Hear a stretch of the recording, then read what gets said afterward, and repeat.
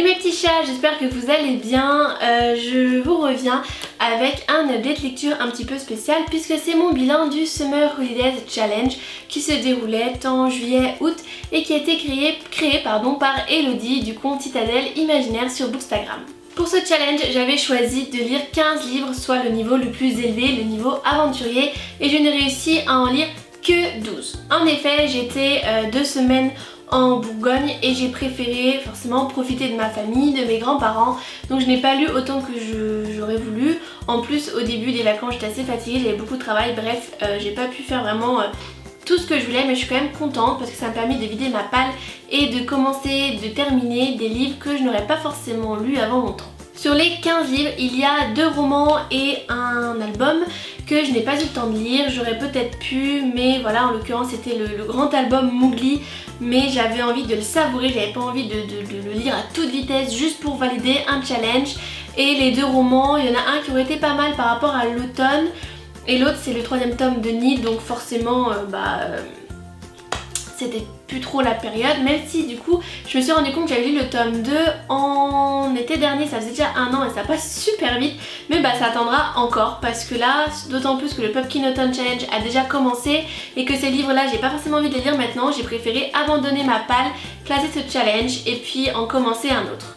Je vais donc vous faire le bilan de ce challenge en vous présentant les livres dans l'ordre dans lesquels je les ai lus. Comme il y en a donc 12, ça risque de faire quand même pas mal, sachant que d'habitude je fais 3 ou 4 et ça fait déjà des vidéos de 5, 10 voire 15 minutes. Donc là 12 livres, je vais vous faire ça en 2 parties. Je vais donc commencer avec un pocket jeunesse qui est juste ici. Et il s'agit d'Animas de C. Arguet, publié chez Pocket Jeunesse et que j'ai gagné sur un concours sur leur page Facebook. J'ai vraiment adoré ce roman, c'est même un coup de cœur, j'ai trouvé ça génial. En plus, j'ai eu l'impression de relire un petit peu Harry Potter, même si il y avait quand même beaucoup de ressemblances et qu'au début, j'ai justement eu un petit peu peur à cause de ça. Mais après, l'auteur prend son propre chemin, crée son propre univers. On s'éloigne un petit peu de l'œuvre de Rowling et c'était juste génial. Dans cette histoire, nous suivons des personnes qui ont chacune un animal, c'est-à-dire un animal avec lequel ils ont un lien particulier, et ça m'a tout de suite fait penser au Patronus d'Harry Potter ou au Démon de la Croisée des Mondes de Philippe Pullman. Et j'avais vraiment hâte de voir comment ce lien humain-animal serait traité, comment il serait amené, la place qu'il prendrait. Et donc dans cette histoire, nous allons faire la rencontre de Bailey Walker, un jeune homme qui justement ne possède pas d'animas et qui est un petit peu stigmatisé par rapport à ça, notamment au moment où il va intégrer la prestigieuse Académie Montclair. Alors me direz-vous, où sont ces fameuses similitudes avec Harry Potter? Et bien tout simplement, nous suivons déjà Bailey Walker, ce qui moi personnellement me fait un petit peu penser à Harry Potter, et son ami qui s'appelle Quindley, j'ai plus son nom en tête, et moi son prénom en tête, moi ça me fait penser à Weasley. Donc voilà, Bailey Walker et Quindley, pour moi c'est Harry Potter et Ron Weasley. Alors voilà, ça, plus le fait qu'ils se rencontrent dans un train un petit peu particulier, qui les amène dans une école un petit peu particulière. Donc pour moi c'est le Poudlard Express avec Poudlard. École qui est située à côté d'une forêt où les enfants n'ont pas le droit d'aller, avec un mystérieux professeur qui habite dans une petite cabane en bois. Et moi ça me fait penser à la forêt interdite à côté de Poudlard avec Hagrid qui est un professeur un peu particulier qui habite dans une petite cabane au bord de la forêt. Et là dans ce livre il y a écrit, je cite, petite remise de pierre nichée au milieu des arbres. L'école possède également un terrain de sport où les élèves jouent au chavage. Il y a des grandes structures en bois dans lesquelles s'assoient les spectateurs et les speakers. Moi forcément ça me fait penser au terrain de Quidditch. En plus, du moins au début, les protagonistes sont au nombre de 3, 2 garçons et une fille, dont l'un des 2 mecs est orphelin. Donc pour moi c'est Ron et Harry et Hermione Granger. Donc voilà, je crois que je n'ai pas vu passer une seule chronique où ce n'était pas mentionné, c'est toutes ces ressemblances avec Harry Potter, mais comme je vous l'ai dit, fort heureusement ce n'est pas du plagiat puisque Bon après tout voilà, une école, bon bah au bout d'un moment les idées elles sont prises, mais il n'y a pas 4 milliards d'idées non plus. Mais heureusement après ces petites choses là quand même ça diverge vraiment et on est vraiment dans un univers à part et j'ai hâte de lire la suite, voir ce que l'auteur nous réserve et voir aussi à quoi ressemblera la couverture. Je trouve la plume de l'auteur très agréable, c'est très bien écrit, il y a beaucoup d'émotions qui se dégagent de ce texte. J'ai adoré tout l'aspect énigme, prophétie, le lien animal-humain est très bien traité, vraiment au centre de l'histoire, c'est vraiment au cœur même du scénario. Et même si j'avais deviné certaines choses, l'auteur a quand même réussi à me surprendre. Le premier livre que j'ai lu pour ce challenge n'est autre que le tome 2 de Phobos de Victor Dixon, publié collection R. J'ai bien aimé, même si j'ai préféré le premier tome. J'ai aimé retrouver les personnages, la narration un petit peu particulière puisqu'on suit vraiment, on a différents points de vue qui servent différents niveaux du scénario. Retrouver cette mise en page avec des schémas, des tableaux et surtout découvrir leur arrivée sur Mars et la découverte de la base. Concernant les personnages, j'ai aimé le fait que tous ne s'entendent pas. On a quand même 12 jeunes, 6 filles et 6 garçons qui sont tout le temps ensemble et je trouve ça plus réaliste en fait, normal.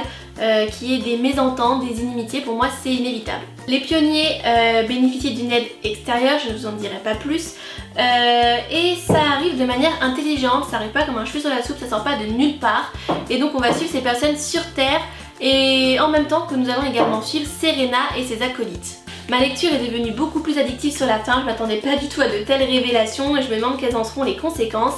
Par contre, mon envie de dévorer ces dernières pages me fait me demander si le reste était du coup pas un peu trop lent. Ce tome 2 est donc une très bonne lecture, même si le tome 1 avait été lui un coup de cœur. J'ai aimé retrouver ces personnages et suivre différents protagonistes en différents lieux.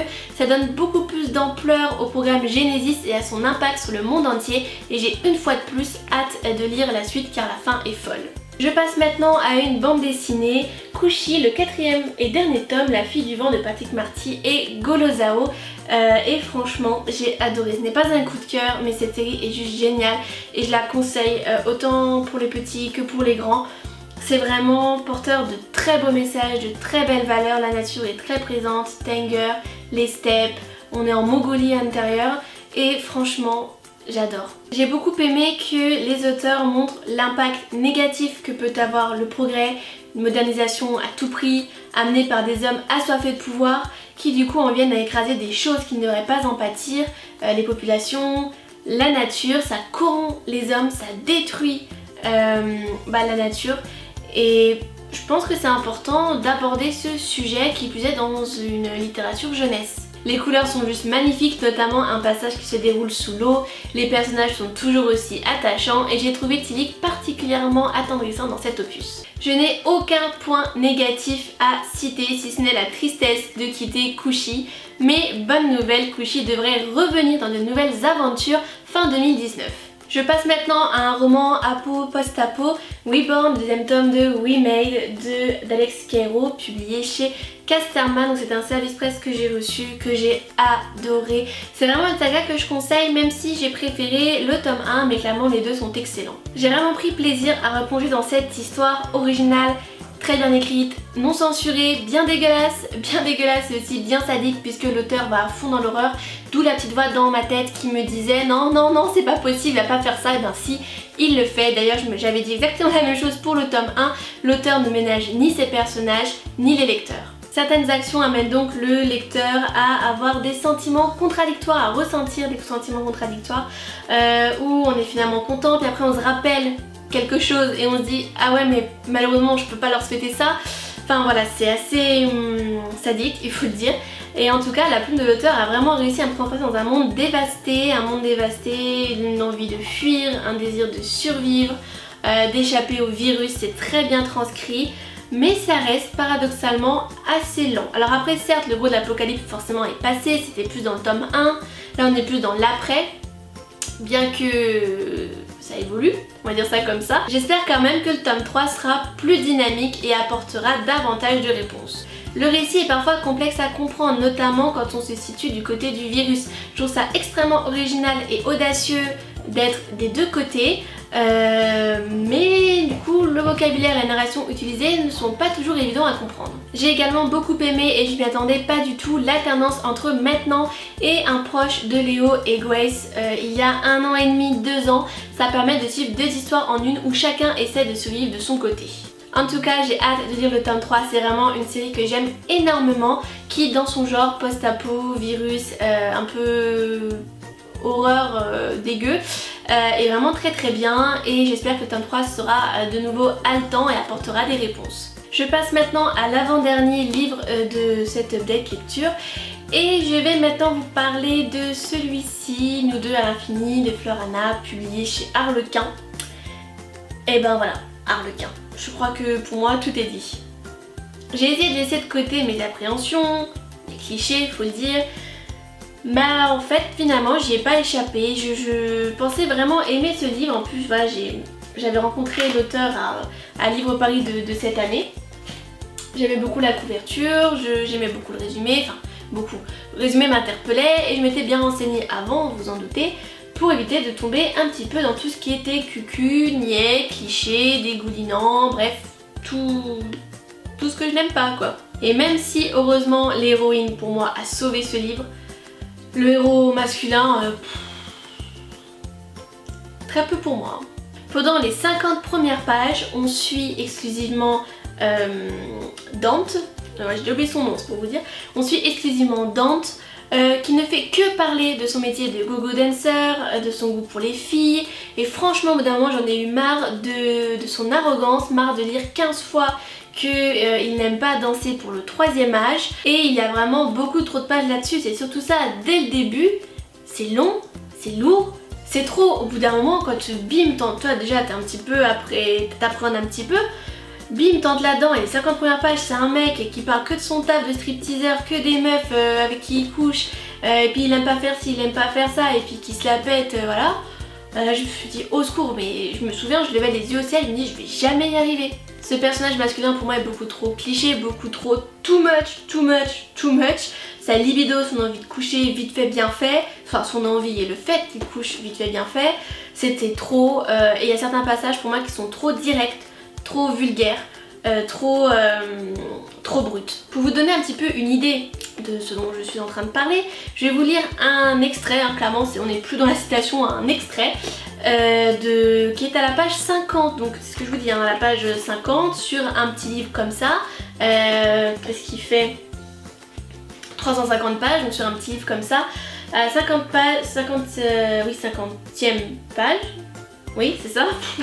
Je me suis dit bon respire, calme-toi, voilà, mais ça m'a pas du tout aidé à le rendre plus sympathique du tout. Je suis là pour elle, celle qui danse seule au milieu et jette des regards à tout ce qui dégage la testostérone autour d'elle, celle qui se déhanche laxivement en vérifiant que tout le monde s'est bien aperçu de son existence, celle qui n'a pas vraiment de visage pour moi, car je ne cherche rien de plus qu'une interaction charnelle rapide et efficace. L'emballage apporte peu. Enfin si, il importe, mais honnêtement, quand je cherche qu'à m'envoyer en l'air, je ne fais pas difficile. Elle est là pour ça. Elle le sait, je le sais, toute la boîte le sait. Une fois qu'elle est bien trop près de moi pour que le moindre doute ou ses intentions subsistent, je la colle carrément. Si elle était farouche, je l'aurais déjà compris. Au contraire, elle m'allume ouvertement, autant en profiter. Je sors rapidement mon téléphone de ma poche arrière et vérifie l'heure sans chercher à être discret. Je n'ai pas toute la soirée devant moi, je bosse ce soir. Je n'ai donc pas de temps à perdre en séduction et en préliminaire. Alors je me penche vers elle, repousse ses boucles rousses et lui murmure à l'oreille. On va ailleurs ? C'est qui tout double. Soit c'est juste une allumeuse et au pire elle m'envoie balader. Soit elle est vraiment là pour ça et on ne fait pas dans la dentelle. Elle est droite au but et le moyen le plus sûr d'éviter de perdre sa soirée avec une sainte nitouche qui veut juste se prouver qu'elle est capable de draguer un mec et de plaire. Mon modus operandi est bien rodé, j'aime l'efficacité. Nous sortons dans la rue et je l'entraîne jusqu'au petit parking où je me suis garée, un peu plus loin. J'espère que ça lui conviendra, car je n'ai rien de plus romantique à lui offrir que la banquette arrière de ma caisse. Et vite, parce que je ne peux pas me permettre d'être à la bourre, les gars comptent sur moi. Même si ce personnage pourrait me plaire, que certains passages seraient même excitants si je les vivais dans la vraie vie, mais là ça l'a pas du tout fait, clairement, et en vous relisant ça, je me demande même comment j'ai pu aller jusqu'au bout de ma lecture.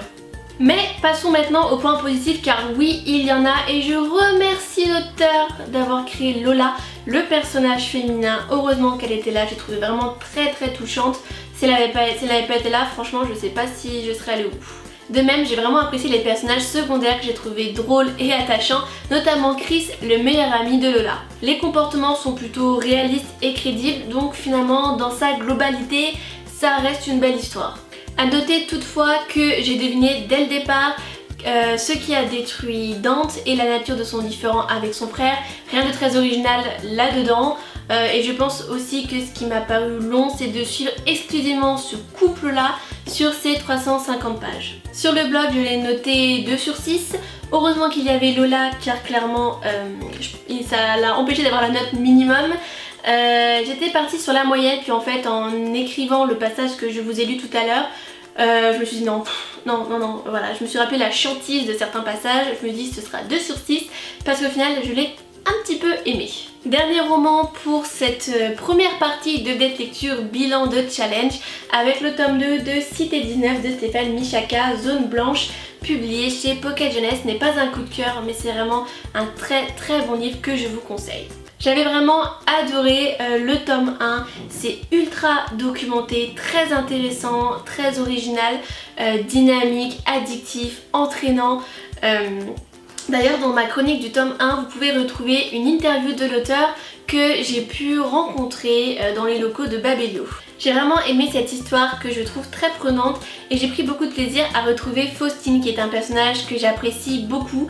Elle fait partie de ces personnages qui nous paraissent vraiment réels et du coup on se demande pas forcément si on les aime ou pas parce que ça va de soi, ils font vraiment humains.